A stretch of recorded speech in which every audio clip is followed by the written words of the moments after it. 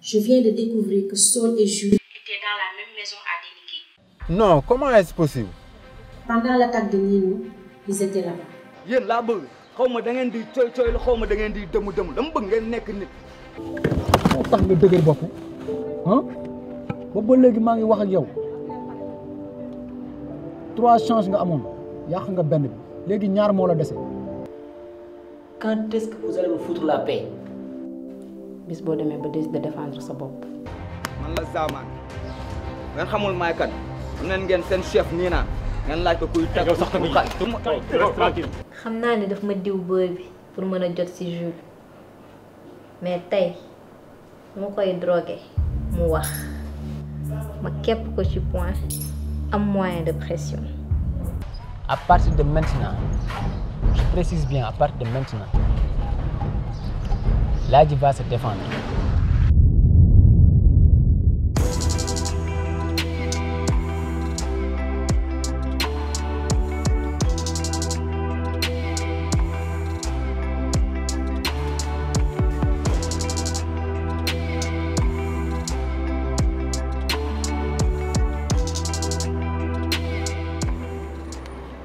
amul lu ma nar a tax reculer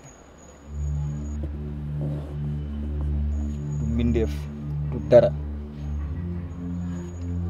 ñii organisation bi lañ bëgg a yàq mais secteur bi ñun ñoo koy gérer fii suñ mbiru bopp la ñun ñoo koy coacher damay dégg et puis xoolal ñaata jeune lañuy joobloo si secteur bii nii ñaata artiste la ñuy révélo banlieue bi yëpp ñun ñoo ko yore di koy doxal yaa ngi dégg ñii tey buñ gore woon dinañ def leneen lu dul di may jéem a faqatal dinañ ma jéem a jàppale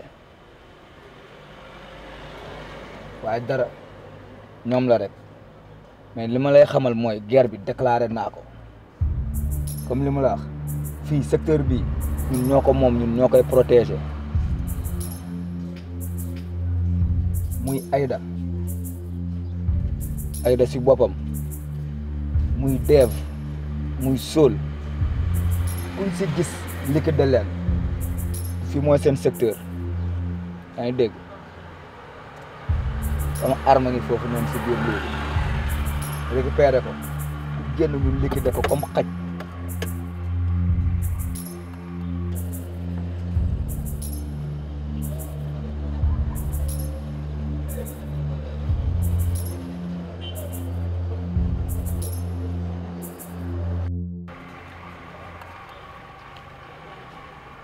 voilà kenn ngi nii. waaw mais fàtte naa la wax sax dama raté Jules la aw ma ko fenn. waaw nu mu fa demee noonu. xanaa gars yi con yi ñu ma booleel dem tëb si oto bi njëkk a jóge Dakar indi ma kanam bu ma xamul te pourtant waroon naa leen photo sa waay. ok mais Dev. waaw ñun xoolal léegi ñu commencé suñu réunion bi dama génn nii pour woo la quoi mais yéen boobu ba léegi Ismaïla Ndiaye xamul député bi. si am naa photom kay. ah ok. waaw mais man lu ma jaaxal mooy ko député maire bi amul daray gangster kanam bu clean la am. Dev li dafa lëndëm baal xel ci loolu. si mais am na doom bu jigéen a xale bu jigéen. kooku mooy léppam te da koy protéger suñu tool yi. ok foofu suñu atu la quoi. faiblesse am lay doon.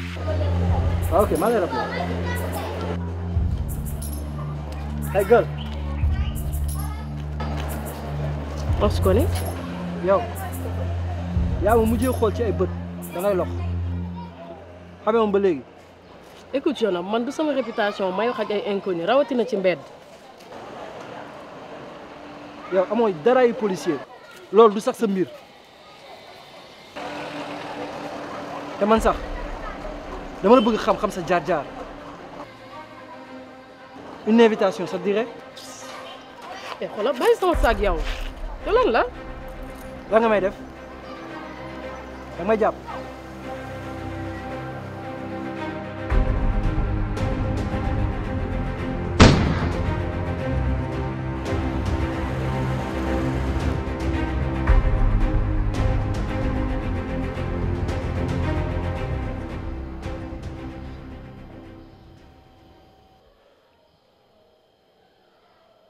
Katili. yow yaa indi Katili. Katili moom la ñu doon bal. waaw. tu fais partie de sa famille. non man copain am laa. ok est-ce que tu t'es enregistré à l'accueil. docteur moom lu mu def est-ce que mën naa xam lu mu def. elle va bien. génne nañu bal bi heureusement ba nga teel kaa indi waaye foog nga toog xaar la police parce que ñoom foog ñu def seen rapport. waaw ok d'accord man est-ce que mën naa ko gis. déedéet mënagul nekk de mais foog nga toog xaar la police. ma toog xaar. waaw.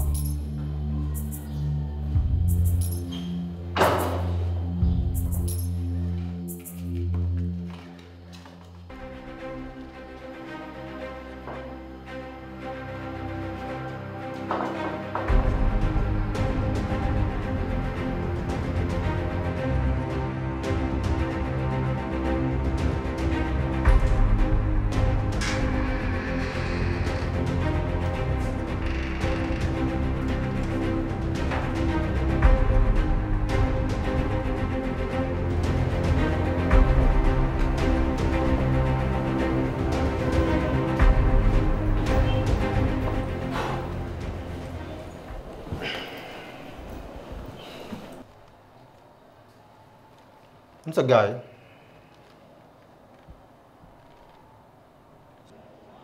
Sol.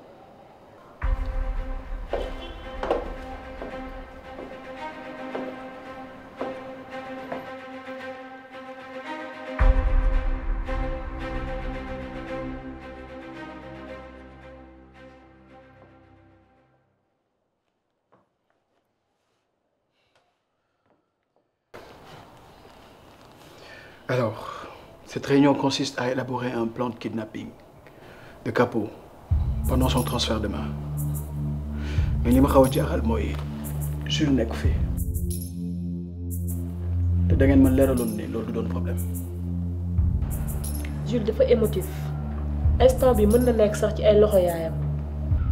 En tout cas, député bi ne va pas tarder et il doit trouver Jules ici comme convenu. Baa leen ma lijjanti booy boobu man ak moom ñoo bokk langage bi ñuy wax mënul nekk problème pour mooy coacher ko. Cash, franchement du temps on n'en a pas. Yetu sa rôle la woon pour nga indi ko si réunion bi aussi. Man j'ai été grillé dès le début nee naa leen Jules mënatuma ko wax luy dugg ci boppam. Mais attends yéen lan moo xew man kenn waxuma ci yéen ne Jules day ñëw bay wax ci réunion bi. Sol, je pense que tu devrais apprendre à mettre de l'eau dans ton vin, s'il te plaît, et à voir Jules comme un frère. S'il te plaît, calme-toi.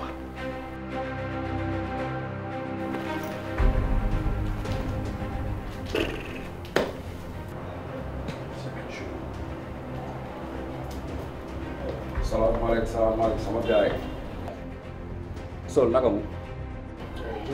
gars yi nuyu naa leen ñëpp di jégalu si yéex a dugub bi sinon léegi nag liy déglu.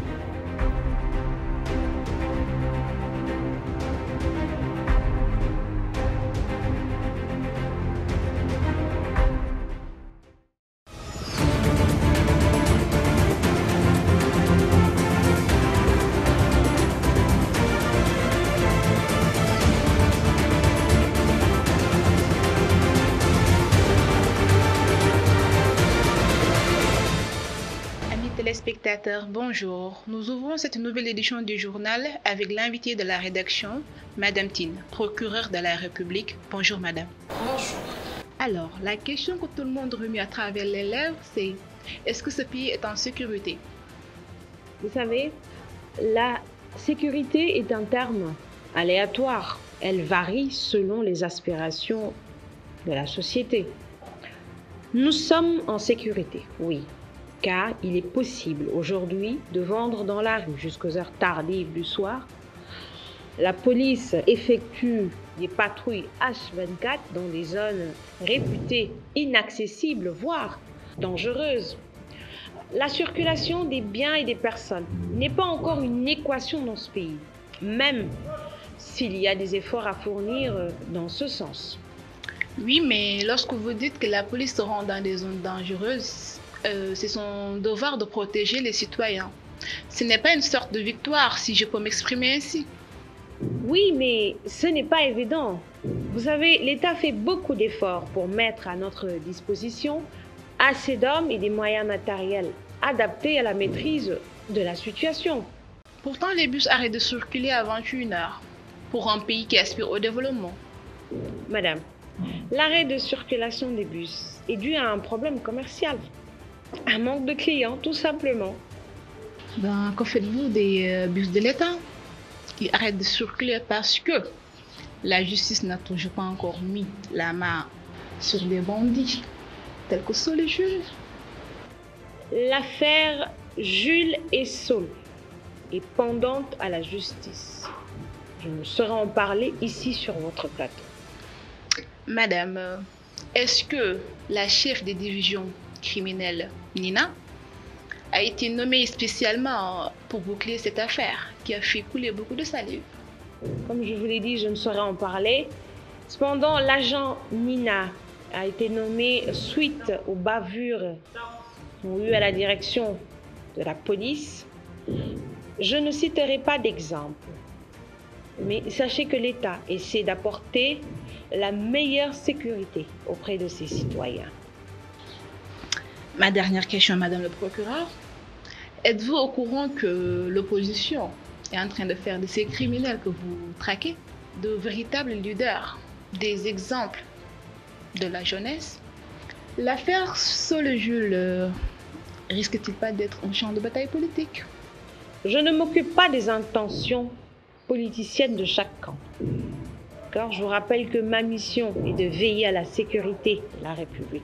Et je continuerai d'agir selon la Constitution, mon savoir-faire et ma conscience. Cependant, je mets en garde tout individu qui essaierait de s'initier dans l'enquête afin d'aider ou de protéger ces individus ennemis publics. Ils seront sévèrement punis en fonction de la gravité de leur acte. Je vous remercie, Madame le procureur. Amis téléspectateurs, je vous donne rendez-vous dès demain, Inch'Allah. Au revoir.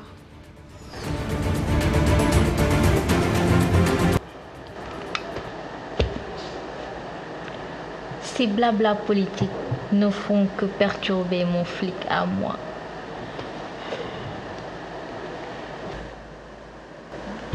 Alors, on commence les cours? Non, pas maintenant. Tu veux boire quelque chose? On attend un peu. Je vais mettre les jus au frigo. J'arrive. Relax.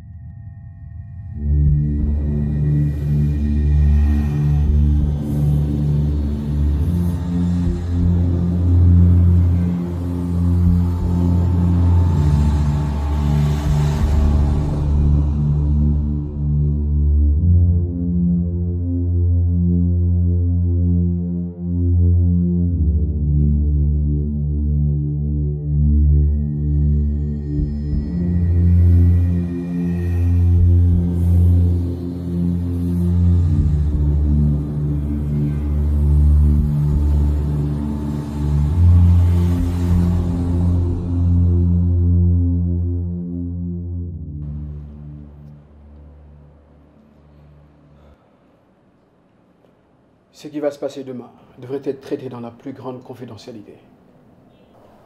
Nous détenons là les clés de nos vies. Libérer Capo va rendre service à la justice et à la démocratie de ce pays. Mais trop. Nous avons wax ci projet quoi. Mais bàyyil ce terme yi ngay maquiller, sois plus clair. Mais waxal affaire yi ñu comprendre lan la. Saul, à l'avenir kii bi wax bul di ko daggati. te Boy Cash go. waxuma ak yow. yow tu n'as toujours pas compris quoi. gis nga nit suy wax kenn du ko dagg surtout muy wax affaire bu am importance que li mu nekk di def nii nga di ko dagg mën na andi lënt ci xelu nit ñi. yow lan mooy sa problème wala da nga bëgg maa ngi yow ñu jàppante quoi et puis xam nga la sax débat bi xoolal dañ ko tëj quoi. Sol. Cash, c'est bon, dina comprendre. Sol, nous savons tous ici que tu es une personne intègre et véridique. On le sait très bien. Donc loolu jàll na côté quoi. Mais franchement, tu devrais apprendre à mettre tes sautes d'humeur et ton ego de côté. Man, qu'on travaille main dans la main pour la bonne marche de ce projet-là. Mais yo, tout le monde sait que le cas de Capo, c'est gérable. C'est un dossier boo xamante ne même l'avocat bu gën a yées mën na ko gérer xam nañ ni légitime défense la parce que dafa jàppale nit bu nekkoon ci danger et de surcroît c'est un ami un frère Jules la miy toog.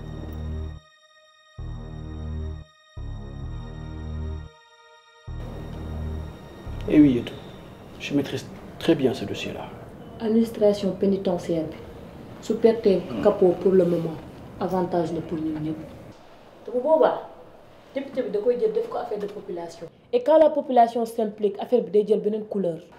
Effectivement dëgg nga wax ils vont essayer de les chercher partout fépp dinañ ko fa wër dinañ jéem a traquer ay copains am ak ay proches am ak lépp ba boo leen si dodofloo sax yéen ñaar nii mën ngeen si dee ah yow Jules ak Sol.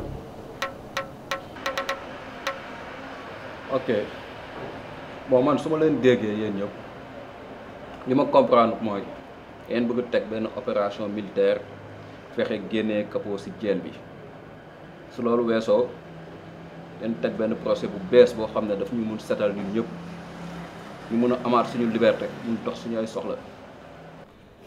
C'est exact. Tout le monde sera blanc comme neige. En plus, on en profitera pour attaquer le dossier de Mère Sorna, la maman de Sol.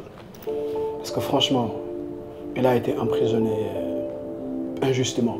Si quoi ramener dafa perdre doomam, jël ko tëj ko. En fait, de ancien temps yooyu noonu.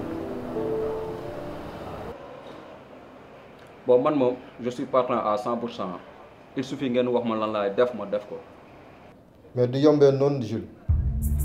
Il suffit que kenn am accident en cours de route wala bu muy reconnaître ne serait-ce kenn si ñun ñi waxuma la tëj dossier de mais dañu ubbi beneen dossier teg ko ci la table te su boobaa madame Ndiaye dañ ci profité pour daane leen ñun ñëpp bul fàtte ne mu ngi ak ay photo yow ak sa gars yi ngeen di jaay trop si seen soirée yi photo yi lay jël yónnee ko procureur bi mu mettre pression juge bi pour mu tëj leen. mais Cash yow drogue boobu ngay wax noonu yow yaa ñu ko doon jaaloo yow sa gaañ boobu noonu loolu noonu yëpp yow yaa ko manigancé. mais Jules moment boobu dafa fekk man may liggéey ak madame Ndiaye. Cash loolu sa problème la jéem ko régler yow trouver ay moyens pour régler problème boobu yow la.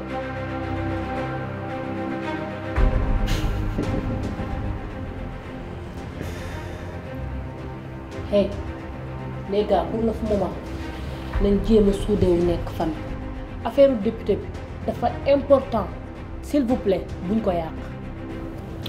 Oui, elle a raison. Le député Charles Noé, il a gros à perdre dans ce projet-là. Et c'est pour cela qu'il ne vous a toujours pas rencontré individuellement. Vous voyez? Mais quand même, vous serez édifié avant le début de l'opération. Sonne, Jules. Ne vous inquiétez pas.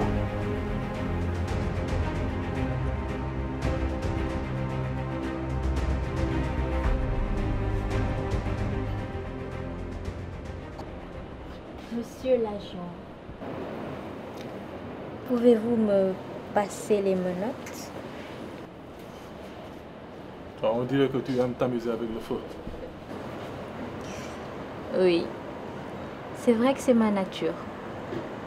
Je suis la plus dangereuse de mes potes.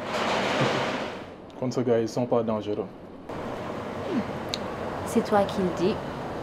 Mais dans ce cas, pourquoi cet acharnement contre eux? Pourquoi veux-tu coûte que coûte les arrêter? Yo, on parle de qui? On parle de Jules, voilà, on parle de Ladi. Je vais tous les arrêter. Junior, ils n'ont rien fait.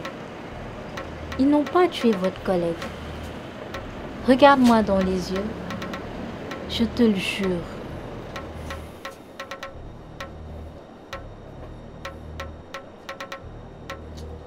soxna si yow li ngay wax ni est-ce que dëggu na ci sa biir xol. Tu penses que j'ai pris ton numéro pour te convaincre d'épargner mes amis? Je le savais. C'est ça le fond de ta pensée. Écoute, Junior, je ne suis pas une opportuniste. Je me suis fait agresser et par la suite, tu t'es invité chez moi. C'est normal que je veuille me protéger. Mais aussi, ta présence ne me déplaît pas.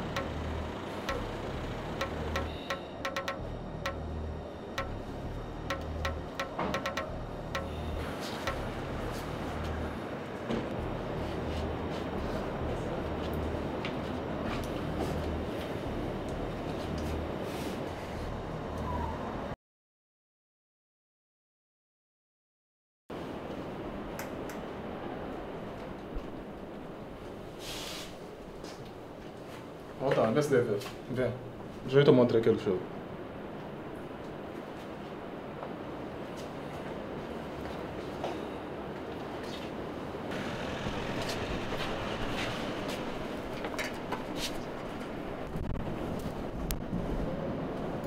Juni, c'est le câble que ngay gis nii dafa am courant bu bëri bu ci nekk tey nit bu juumoon ba jël loxoom teg ko par accident da koy maas ba mu toj dee. Mais c'est Allah qui décide de la vie et de la mort. Tu sais pourquoi j'ai décidé de devenir flic? Parce que j'aime le danger et j'ai pas peur de la mort. Regarde.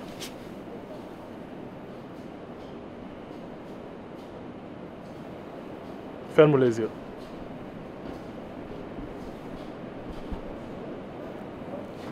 Respire avec le nez et expire avec la bouche.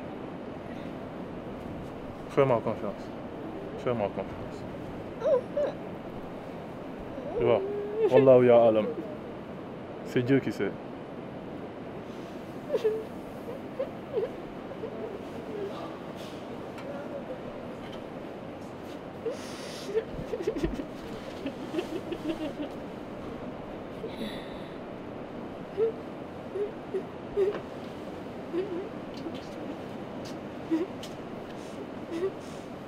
Ouvre les yeux.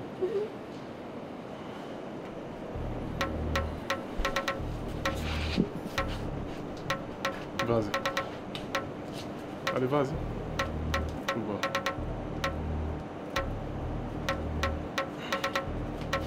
On va tranquille. Tey dañuy fêter suñu ngoro bu bees bi. On va compter jusqu'à 3. benn ñaar ñett.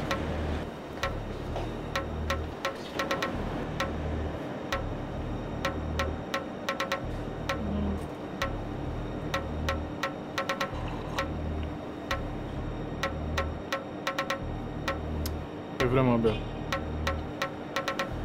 Vas-y.